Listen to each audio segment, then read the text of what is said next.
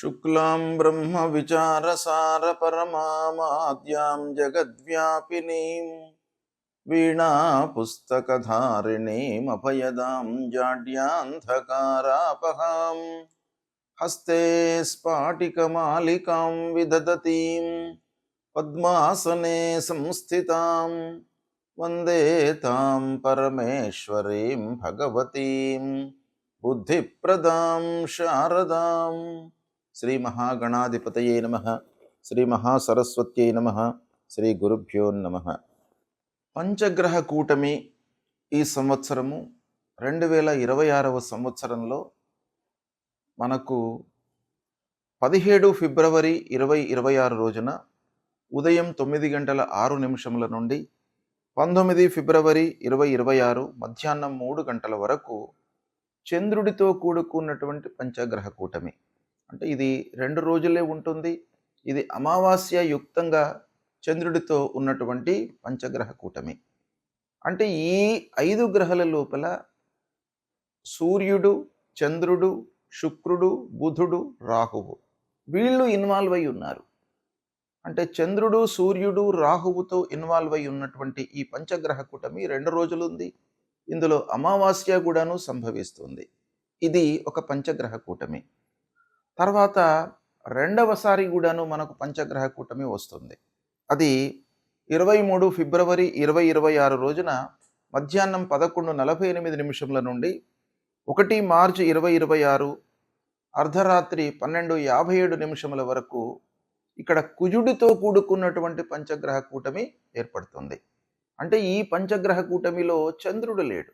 చంద్రుడిని మినహాయించి అంటే చంద్రుడు కాకుండా మిగతా గ్రహాలతో ఏర్పడేటువంటి పంచగ్రహ కూటమి అన్నమాట. ఇది ఎక్కువ రోజులు ఉంటుంది. చంద్రుడితో ఇన్వాల్వ్ అయి ఉన్నటువంటి పంచగ్రహ కూటమి 2-2.5 రోజులే ఉంటుంది. చంద్రుడు లేకుండా మిగతా గ్రహాలతో ఏర్పడినటువంటి పంచగ్రహ కూటమి కనుక ఇది ఎక్కువ రోజులు. అంటే 23 ఫిబ్రవరి నుండి మనకు 1 మార్చ్ అర్ధరాత్రి వరకు ఉంటుంది. అంటే ఇక్కడ 5 రోజులు, ఇది 1 రోజు. అంటే 6-7 రోజులు ఈ పంచగ్రహ కూటమి చంద్రుడు లేనటువంటి పంచగ్రహ కూటమి అన్నమాట. ఇది చాలా ప్రభావాన్ని చూపిస్తుంది.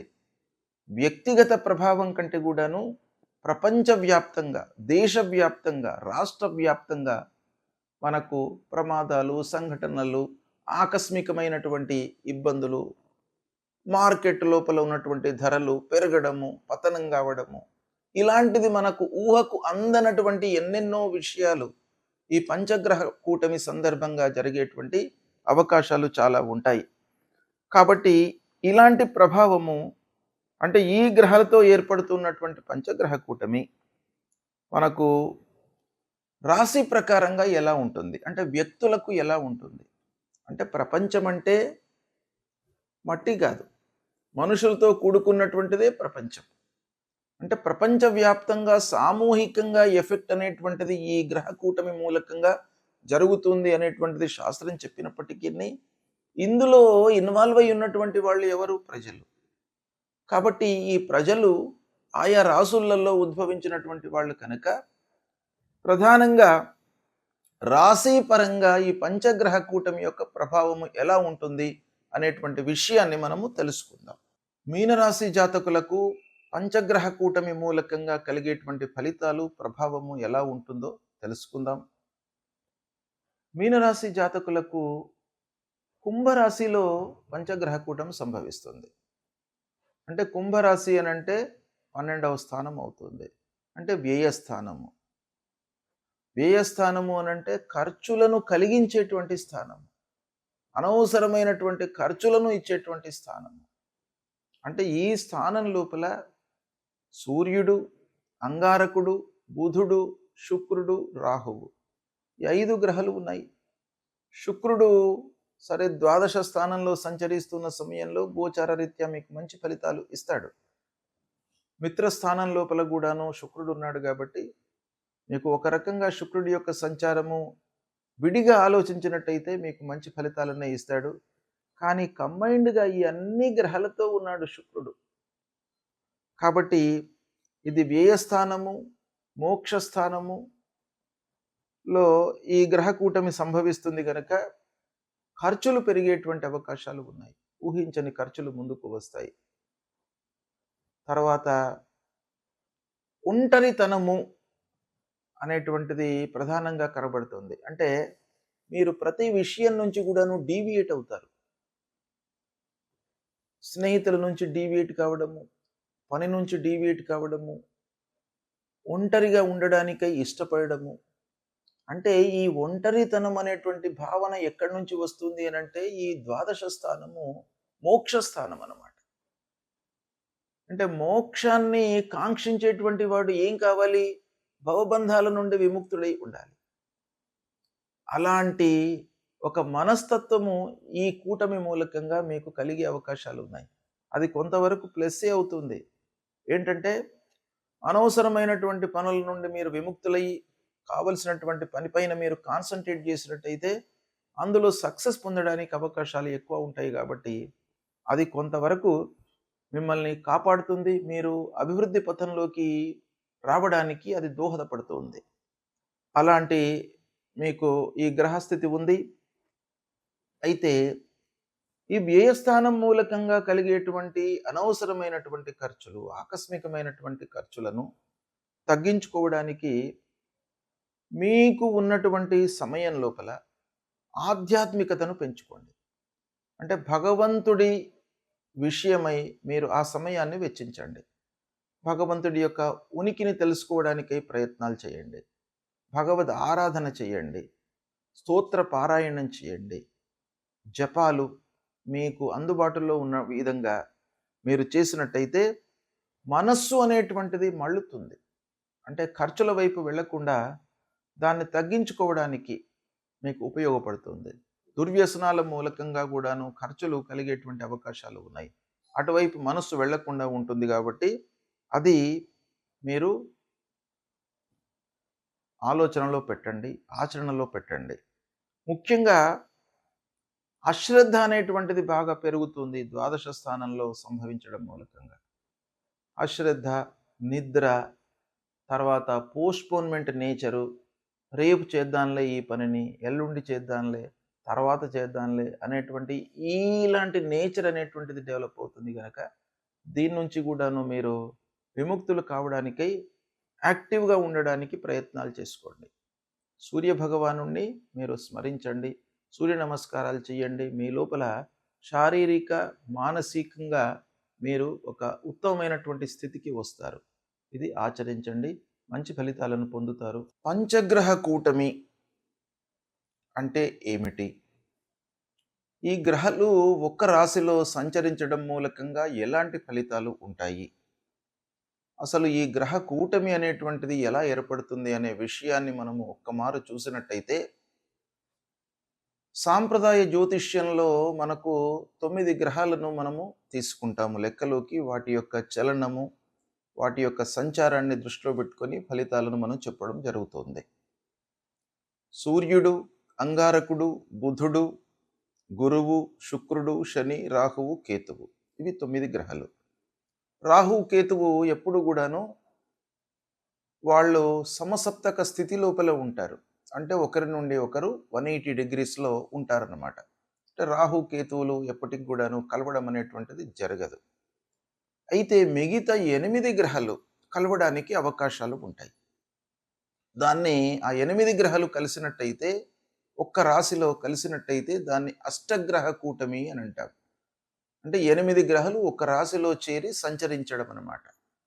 అదేవిధంగా షష్టగ్రహ కూటమి, పంచగ్రహ కూటమి అనేటువంటిది మనకు ప్రధానంగా వీటి యొక్క ఫలితాలు ఈ గ్రహాలు కలవడము అనేటువంటిది సంభవిస్తూ ఉంటుంది.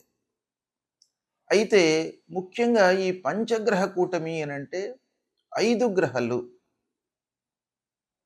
ఈ 9 లోపల 5 గ్రహాలు ఒక రాశిలో చేరినవి. అంటే కుంభరాశిలో ఈ 5 గ్రహాలు సూర్యుడు, అంగారకుడు, బుధుడు, శుక్రుడు, రాహువు. శని మీనరాశిలో ఉన్నాడు, కేతువు సింహరాశిలో సంచరిస్తున్నాడు. చంద్రుణ్ణి మినహాయించి మనం చూసినట్టయితే 5 గ్రహాలు కుంభరాశిలో చేరినవి. ఈ కుంభరాశిలో సంచరించడాన్ని మనం ఏమంటాం? పంచగ్రహ కూటమి అని అంటాం. ఈ పంచగ్రహ కూటమి మూలకంగా మనకు ఎలాంటి ఫలితాలు ఉండబోతున్నాయి, ఎలాంటి ఫలితాలు ఉంటాయి జనరల్గా అనే విషయాన్ని మనం చూసినట్టయితే, సామూహిక కర్మ ఫలితాలను ఒక్కసారి బయటకు తీసుకువచ్చేటువంటి ఒక స్థితి ఏర్పడుతుందన్నమాట ఈ కూటమి సమాగమం మూలకంగా. అంటే గ్రహాలన్నీ కూడాను కలిసి సంచరించడం మూలకంగా సామూహికంగా కర్మలు, సామూహికంగా చేసేటువంటి పనులపై మనకు ఎక్కువ ప్రభావాన్ని చూపిస్తుంది. అంటే దీని సూక్ష్మంగా మనం చూసినట్టయితే, ఇది వ్యక్తుల కంటే కూడాను ఈ గ్రహ కూటమి మూలకంగా కలిగేటువంటి ఫలితాలు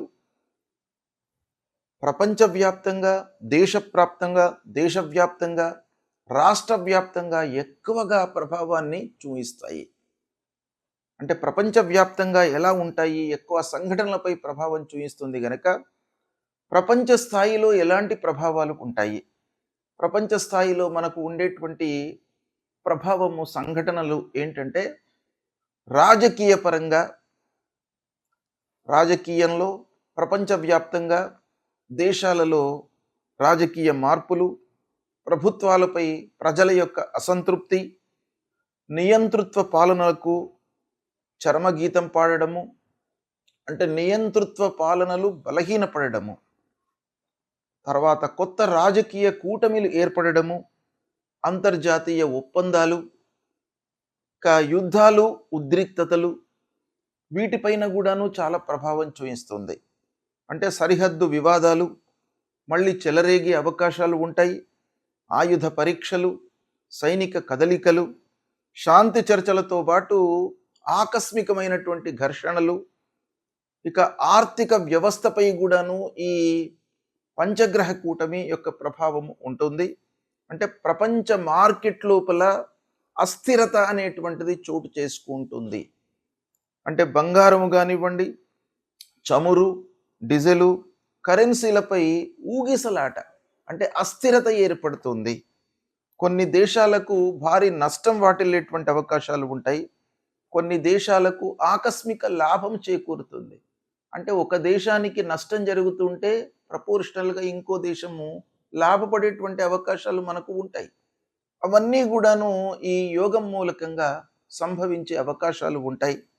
అంతేకాకుండా ప్రకృతి లోపల వైపరీత్యాలు ఏర్పడతాయి.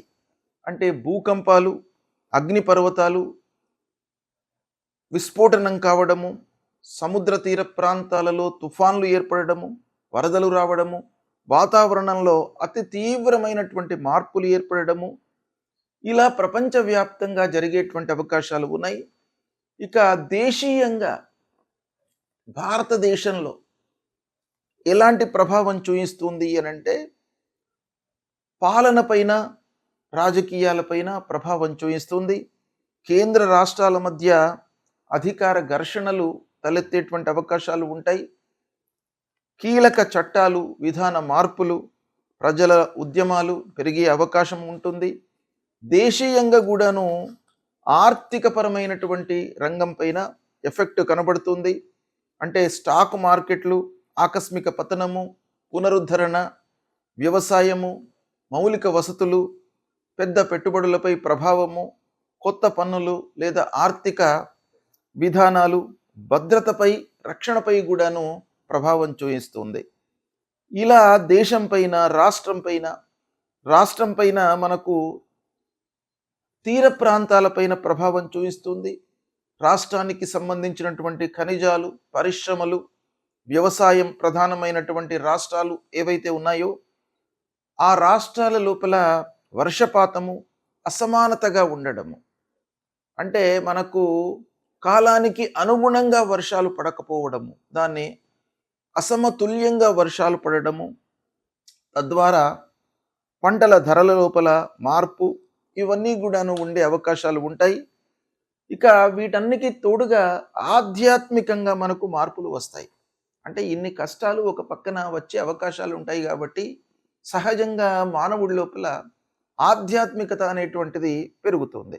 అంటే ప్రజల లోపల ధ్యానము, భక్తి ప్రపత్తులు, ఆధ్యాత్మిక చింతన, తర్వాత పాత పాత సంప్రదాయాలకు సంబంధించినటువంటి విషయాలపై మనస్సు నిలపడము, సంప్రదాయ గ్రంథాలను చదవడము, గురువులను సేవించడము, సాధువులను సందర్శించుకోవడము, ఇలాంటి ఫలితాలు మనకు పంచగ్రహ కూటం మూలకంగా ఓవరాల్గా ఉండే అవకాశాలు ఉంటాయి.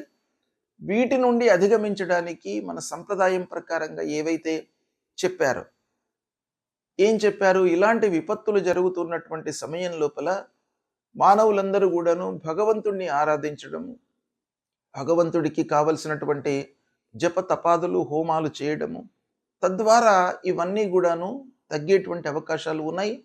మన హిందూ సాంప్రదాయంలో ఒక ఉత్కృష్టమైనటువంటి స్థితి మానవుడికి ఇచ్చింది. ఏంటంటే కరెక్షన్ చేసుకోవడానికి విపత్తులు సంభవించినప్పుడు భగవంతుణ్ణి మీరు ఆరాధన చేసినట్టయితే తప్పకుండా ఇవన్నీ కూడాను తగ్గుతాయి అనేటువంటిది ఒకటి మనకు శాస్త్రంలో చెప్పింది ఉన్నది. కాబట్టి ఇలాంటివి జరుగుతున్నప్పుడు భగవద్ ఆరాధన, హోమాలు, యాగాలు, స్తోత్ర పారాయణాలు నిరంతరము చేయడం మూలకంగా ఇలాంటి ప్రభావాలు తగ్గి ప్రజల లోపల సుఖశాంతులు కలిగేటువంటి అవకాశాలు ఉంటాయి. శుభం.